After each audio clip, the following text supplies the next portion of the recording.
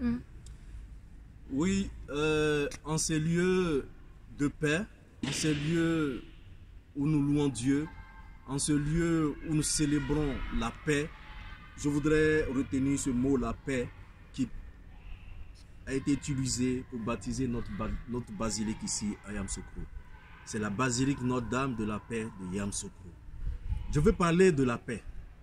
Tout à l'heure, nous avons entendu le message du pape François qui dit que la bonne politique doit pouvoir préserver la paix et bâtir la paix.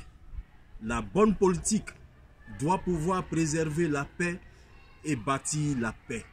Et au niveau de la paix, le pape François a relevé 3 points essentiels en ce qui concerne la paix. Il a dit en substance, en 1, il faut avoir la paix avec soi-même. En 2, il faut avoir la paix avec l'autre. Et en 3, avoir la paix avec son environnement. Reprenons le premier point, la paix avec soi-même. Oui, à la vérité, peut-on avoir la paix avec soi lorsqu'on n'a rien trouvé, lorsqu'on n'a pas pu trouver rien, un petit poulet pour donner à sa famille? Est-ce que nous pouvons avoir cette paix? Est-ce qu'on peut avoir la paix lorsque nous n'avons pas de travail?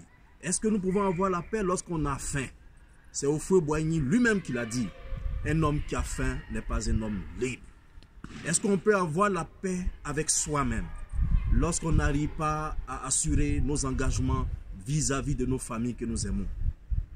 Est-ce qu'on peut avoir la paix avec soi-même lorsque nous n'arrivons pas à payer ne serait-ce qu'une ordonnance de 1000 francs? Est-ce qu'on peut avoir la paix dans la pauvreté? Je dis non. Je dis non et je dis non. C'est pour cela, je t'appelle aujourd'hui la jeunesse, j'appelle la jeunesse, oui, à se lever et à faire les choses autrement.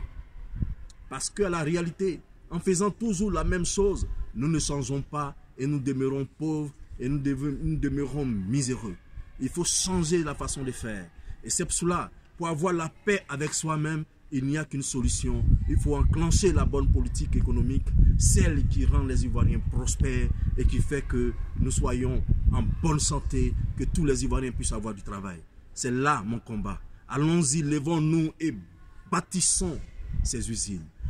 En deuxième point, le pape François nous dit que l'un des points essentiels encore de la paix, c'est d'avoir la paix avec l'autre.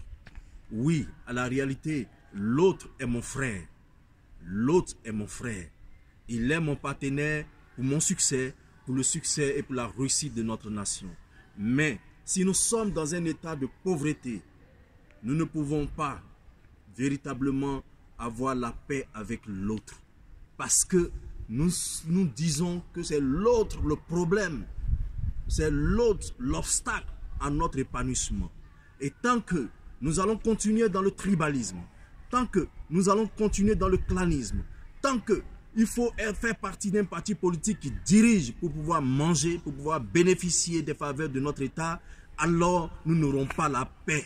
Parce que nous serons toujours divisés en FPI, en PDCI, en RHDP, en RHDP unifié et en tout autre, sauf être ivoirien. Voilà, toi jeune, sors de cette politique de sorcellerie. Sors de cette politique de sorcellerie. Sors de cette politique et change ton destin. Lèvons-nous et bâtissons la Côte d'Ivoire. Nous sommes dans un environnement parce qu'un État, nous faisons partie du monde entier. Nous devons apporter quelque chose à la nation, à la nation mondiale. Qu'avons-nous fait? Que pouvons-nous faire? Que pouvons-nous apporter aux autres?